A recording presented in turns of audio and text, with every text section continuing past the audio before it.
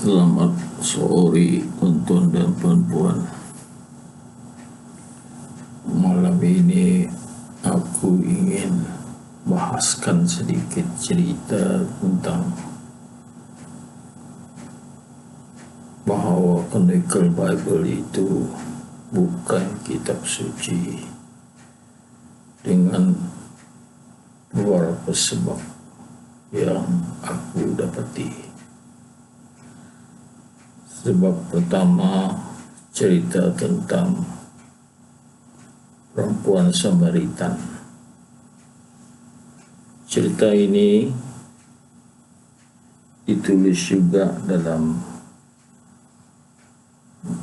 Injil Barnabas dan ada juga ditulis dalam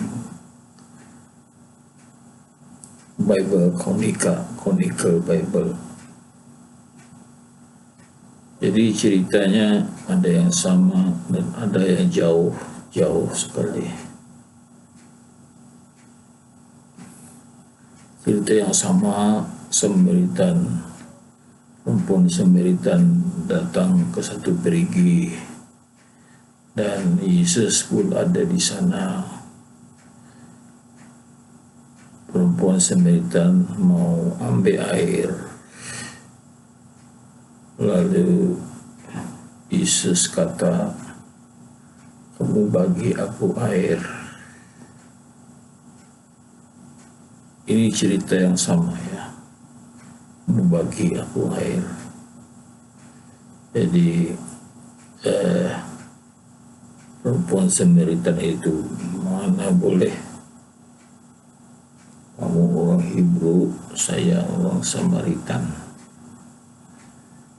Seolah-olah kedua suku ini tidak berapa menyukai ataupun bukan kawan. Jadi Yesus berkata, "Kalau begitu aku bagi kamu air, sebab kamu tidak bagi aku, jadi aku balas kamu dengan yang baik. Daripada balasan itu, aku yang akan bagi kamu air. Kalau kamu minum air ini, kamu akan hilang dahaga, betul, tapi tidak lama lagi. Tidak lama lepas itu kamu pun akan dahaga lagi, mau lagi minum. Tapi kalau aku bagi kamu air, kamu akan dapat surgawi, tempat di mana kamu akan bahagia selama-lamanya." Jadi ini cerita selanjutnya, cerita dalam Injil Barnabas. "Kalau begitu kamu bagi aku air." Tapi Yesus bagi syarat, kamu bawa suami kamu minum bersama. Perempuan Samaritan itu berkata, "Aku tidak ada suami." Yesus pun berkata, "Mana boleh kamu ada 5 orang suami?" Lalu perempuan Samaritan itu terkejut, lalu berkata, "Yesus, kamu adalah seorang nabi, utusan Tuhan."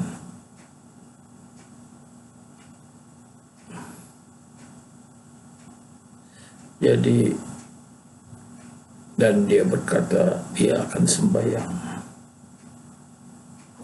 Dia akan bertobat dan akan menganut agama yang diajar oleh Yesus. Jadi dengan begitu dapatlah dia masuk surga. Itulah yang benarnya cerita yang ada dalam Injil Barnabas, tetapi dalam Bible Konica kamu lain punya cerita. Yesus berkata kepada perempuan Samaritan, bolehkah aku jadi suami kamu? Yesus berkata, bolehkah aku jadi suami kamu? Jadi bukankah lain sekali cerita itu? Tidak ada mengena-ngena dengan cerita seorang nabi. Lain, seolah Nabi Isa inginkan perempuan yang sudah ada 5 suami. Seolah Nabi Yesus bukan pula jadi suami yang ke-6 perempuan Samaritan itu. Bukankah ini satu saya rasa merendahkan martabat seorang Yesus. Jadi akan bisa mulai dikatakan Chronicle Bible itu kitab suci. Tentunya Yesus tidak suka cerita macam ini. Pengikut-pengikut Yesus tidak suka cerita begini. Jadi siapa yang buat Chronicle Bible itu tentu musuh yang tidak suka Yesus, ataupun musuh yang suka mempersendakan Yesus. Memang dia ketawa, bila orang baca ini. Terkejut sekali, bukankah tuan-tuan? Jadi inilah satu sebab yang saya kata Chronicle Bible itu bukan kitab suci. Itu yang pertama. Jadi saya pikir lagi, cari lagi bukti kedua. Kalau kamu lihat di buku Chronicle Bible itu ada tertulis Bible suci.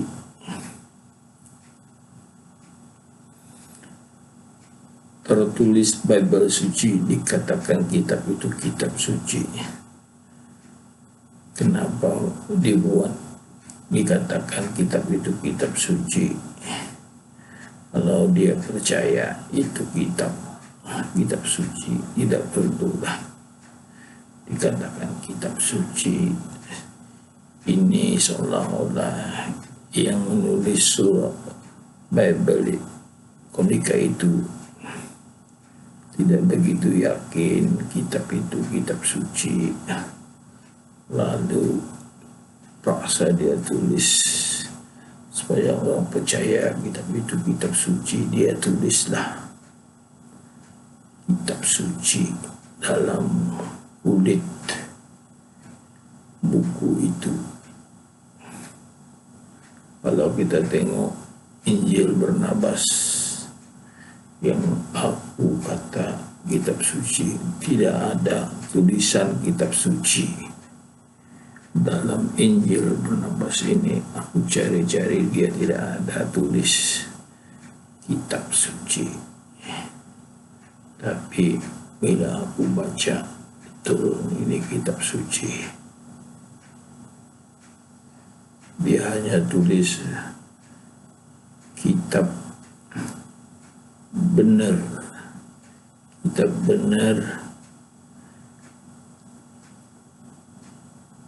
dan nama lainnya juga dia tulis Injil Yesus.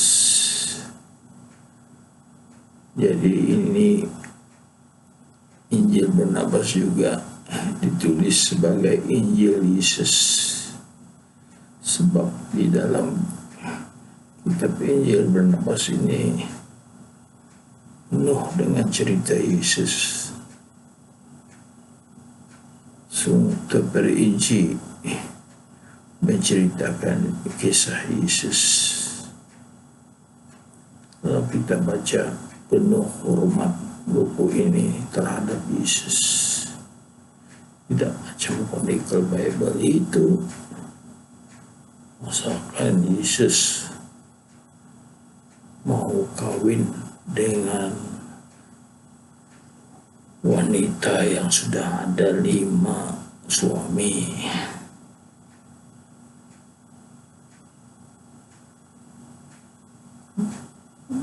Tidak ada cerita yang terus-terusan berkata Yesus itu kawin dengan wanita yang sudah 5 orang suami. Dikatakan dia kawin dengan seorang wanita dan ada anak. Itulah yang saya tengok dalam YouTube yang dibuat oleh orang barat. Dia sebenarnya kawin, jadi bukanlah dia bujang. Siapa tidak mau kawin? Siapa sanggup bujang? Kalau dia boleh kawin, memang dia kawin lah. Dan dia ada anak juga. Itu cerita yang keberapa itu sudah? Kedua ya. Jadi yang ketiga. Dalam Bible ini ada 2, satu New Testament, satu Old Testament. Jadi ini terdapat dalam Old Testament yang mengatakan anak yang dikorban oleh Nabi Ibrahim, nama dia Ishak. Yesus menyangkal nama Ishak itu, dia kata bukan Ishak yang dijadikan korban Nabi Ibrahim. Dia kata Ismail lah, bukan Ishak. Tapi sekarang apa buktinya? Buktinya Nabi sesudah Nabi Yesus orang Arab. Sebab dalam perjanjian lama itu ada berkata daripada anak yang dikorbankan, jadi korban oleh Nabi Ibrahim itu akan melahirkan keturunan sampai kepada Nabi besar ataupun dipanggil Mesias, Nabi besar, Nabi Muhammad.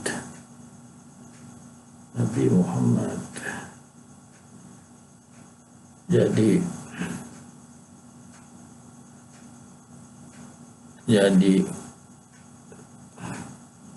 salahlah Chronicle Bible itu, tidak betul. Maka boleh dikatakan dia kitab suci. Sudah tidak betul, manakan dia boleh dikatakan kitab suci. Sudah berapa itu? 3 sudah. Yang keempat, kitab suci ini adalah sebagai satu kitab yang mengajar terang-terang, bukan macam sembunyi-sembunyi.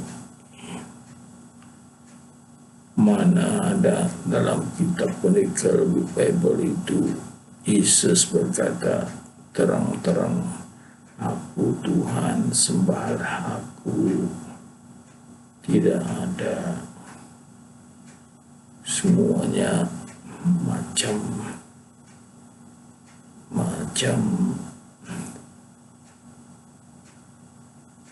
dipanggil bahasa Inggris ini tidak terang.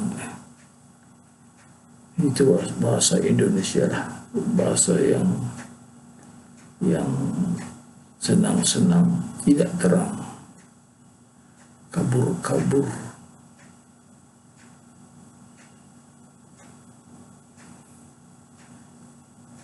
Apa dia kata dalam Chronicle Bible? Saya, I am, itu ada tertulis dalam Chronicle Bible. Sebelum Nabi Ibrahim, I am jatuh, itu dijadikan ayat yang mengatakan Yesus itu Tuhan. Mana begitu? I am sebelum Nabi Ibrahim, I am sudah ditafsirkan oleh orang ini dia Nabi Isa mengaku yang dia Tuhan. Mana boleh. Kitab suci ini kitab dari Tuhan, mengajar kepada manusia. Tentu dia ajar terang-terang.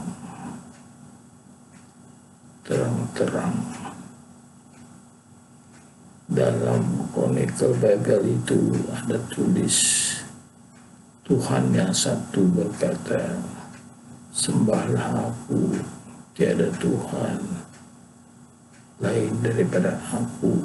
Ada itu, sebenarnya ada. Boleh carilah.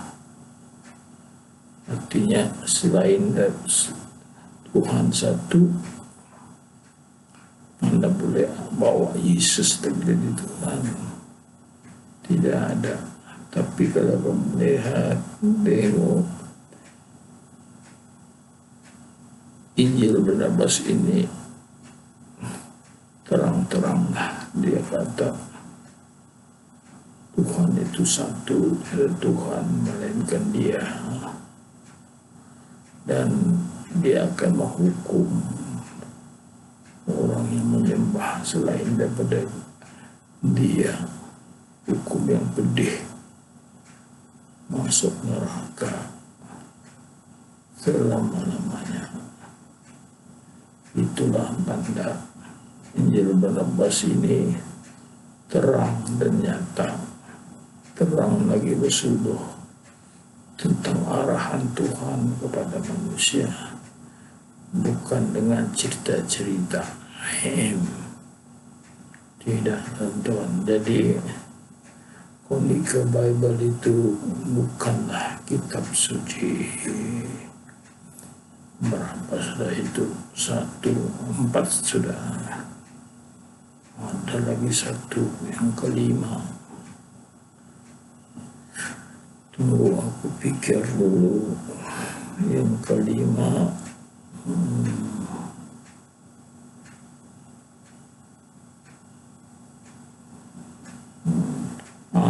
yang kelima cerita pasal neraka.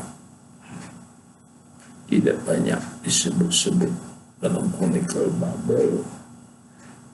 Menghukum manusia masuk dalam neraka. Manusia bersalah masuk dalam neraka. Jaga-jaga kamu buat ini. Cerita pasal neraka dan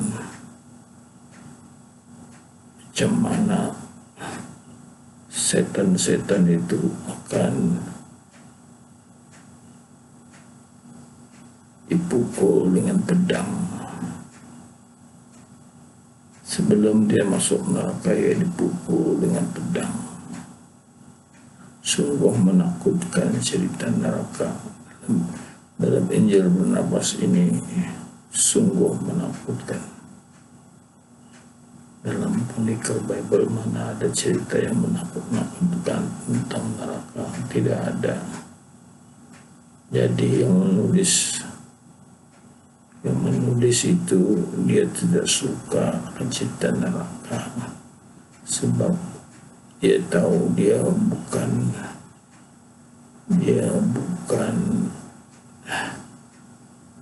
Yesus yang ada membawa mukjizat.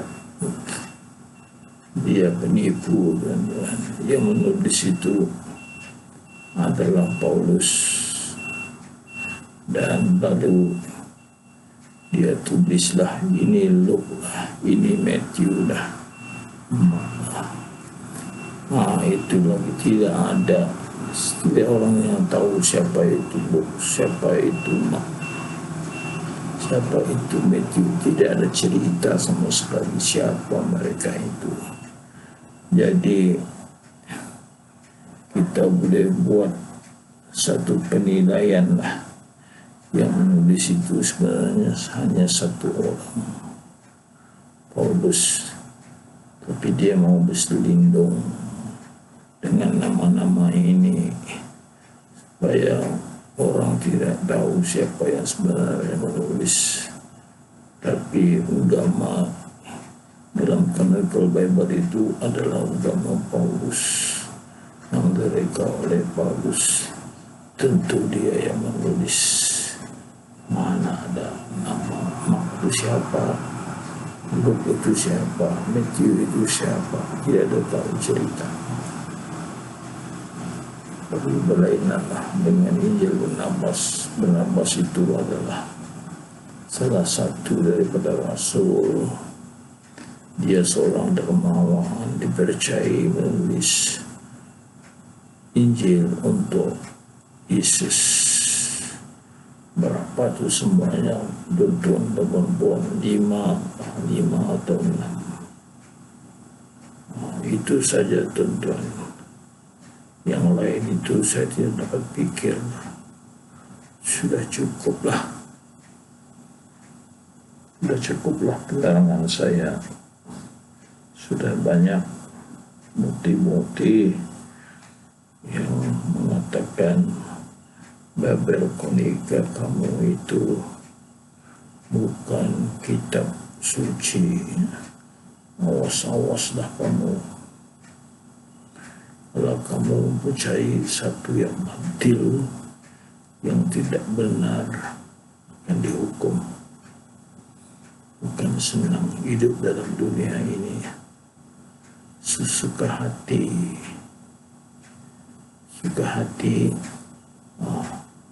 Ini agama yang senang-senang. Pilihlah. Sebenarnya tidak menunjukkan bersungguh-sungguh kepercayaan, mencari kepercayaan yang benar-benar, itu akan dihukum. Dan kamu akan nampak hukuman itu.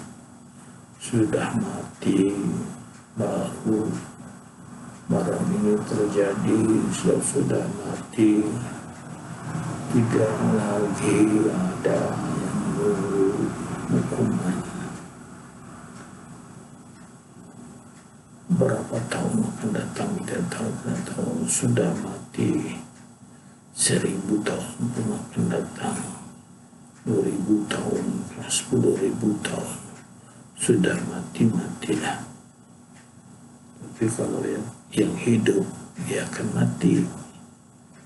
Tidak sampai 1000 tahun mati, tidak sampai 100 tahun mati. Jadi memanglah kalau tidak nampak surga atau neraka masa hidup ini, kalau kamu nampak surga neraka, boleh larilah, boleh pilihlah agama yang betul. Pilih agama ini, masuk neraka, nampak itu neraka akan depan, itu bukan begitu. Pilih agama ini, nampak surga depan mata, itu lain. Mana ada begitu. karena kamu belajar, meneliti dan berpikir apa yang kamu anuti. Usah percaya pada orang. Ini adalah tanggung jawab seorang-seorang. Ya, itu saja tuan-tuan dan puan-puan. Terima kasih karena mendengar omong-omong saya yang tidak seberapa ini.